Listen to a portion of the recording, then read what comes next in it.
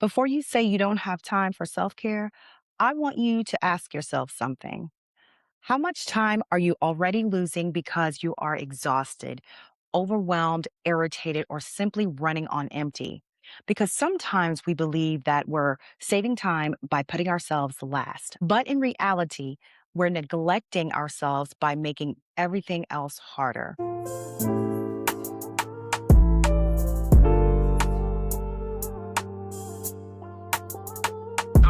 Yeah, that crown energy. Crown energy. That crown energy. That crown energy. Yeah, that crown energy. Crown energy. That crown energy. Yeah, you special, you know. Truly, it's a blessing how you just gon' walk in your purpose. Hard to match your energy just by the way that you going. That crown energy.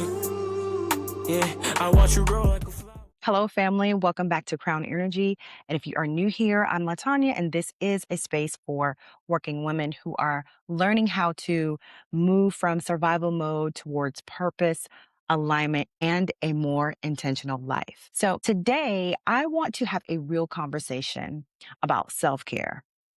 This is not going to be a speech, and it's not like another list of everything you're supposed to be doing. I want to talk to you the way I would talk to my best friend, because I know a lot of us have dreams. We want to build businesses. We want to create better lives for our families. We want to heal, grow, make more money, and finally do some of the things that has been sitting in our hearts. But here is something we don't always stop to think about. How can we build the life that we want if we are physically and mentally too drained to be present in it?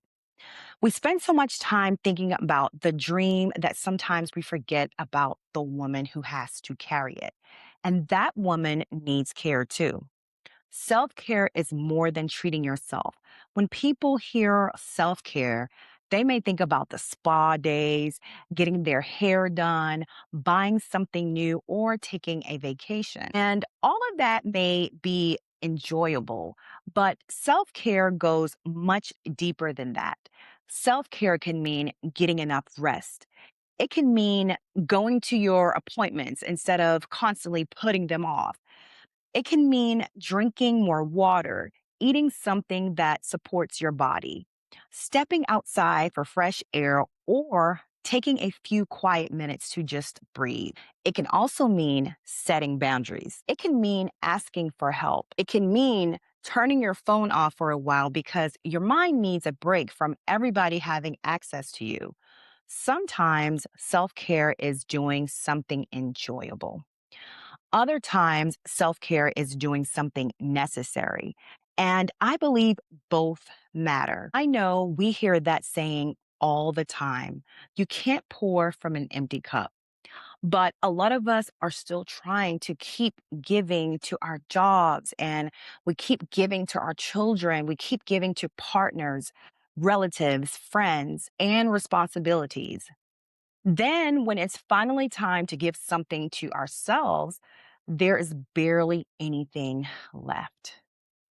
And because we're used to pushing through, we may not even recognize how depleted we have become. We say, "Oh, I'm fine," or "I'm good," but we're tired all the time. We're easily irritated. We can't focus. We don't feel excited about the things we once enjoyed. Every little responsibility feels heavier than it should. Sometimes the problem isn't that we don't care about ourselves or our dreams. We may simply be just running on empty. Neglecting ourselves comes with a cost. When we don't take care of ourselves, it can affect the way we think, feel, work, and make decisions. When you're exhausted, it may be harder to concentrate. Small problems begin to feel much bigger, and you may become impatient more quickly. You may procrastinate because your mind doesn't have the energy to process another task. You may even start doubting your dream, not because the dream is wrong for you, but because you're trying to evaluate it from a depleted place. And I want to say this carefully. Rest does not solve every problem. Self care is not a replacement for professional, medical, or mental health support when that is needed. But caring for ourselves can help us notice what we need sooner instead of waiting until we completely just break down. Now, our lack of self care can affect other people. This is the part we may not want to admit. When we constantly neglect ourselves, it doesn't always stop us. It can spill over into people around us. When we are overwhelmed, we might respond harshly to someone who didn't cause the problem. When we are mentally drained, we might be in the room with families, but not truly be present with them. When we never make space for ourselves, we can begin to resent the people we keep saying yes to, even when they never asked us to sacrifice anything. That doesn't make us bad people. It means we have limits. Sometimes the people we love receives the exhausted version of us, while our jobs, obligations, and everybody else receive whatever energy we had first. And I don't say that to make anyone feel guilty. I say that because awareness gives us an opportunity to make different choices. Taking care of yourself helps you show up differently. When you care for yourself, you are not only doing something good for you, you are strengthening your ability to show up for your life. Rest can help you think more clearly. Boundaries can protect your time and emotional energy. Quiet time can help you hear your own thoughts. Taking care of your body can support the energy you need to work, create, and be present. And when you're not constantly running on empty, you may have more patience and compassion for the people around you. You can make decisions from a calmer place instead of reacting from pure exhaustion. You can become more consistent because you are creating a life you can actually sustain. Self care is not about becoming perfect. It's about supporting the woman you are becoming. Self care does not have to be expensive. I also want to make this practical because caring for yourself does not have to mean spending a lot of money.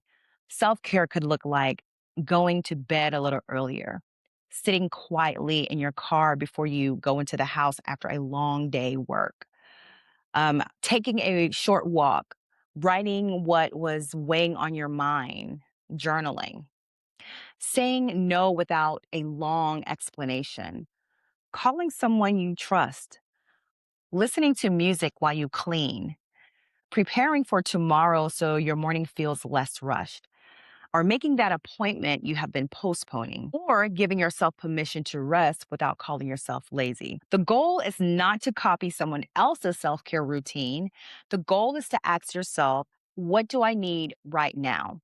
And then honestly listen to your answer. So I want you to remember this.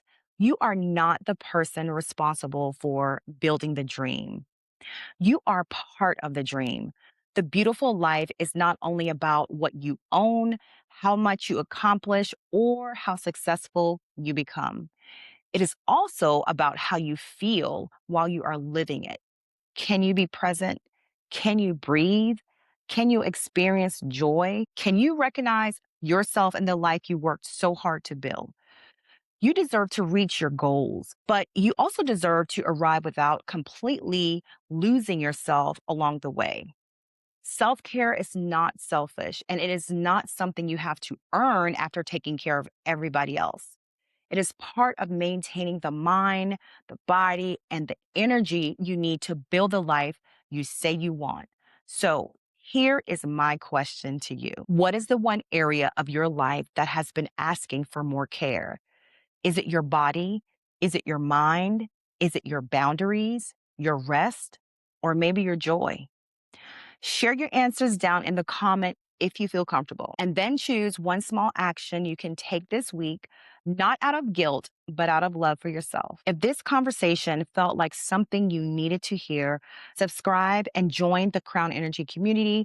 We are everyday women learning how to care for ourselves, honor what we need, and build the lives that we feel aligned from the inside out. Take what resonates, leave what doesn't, and always honor what feels true and aligned for you. Take care.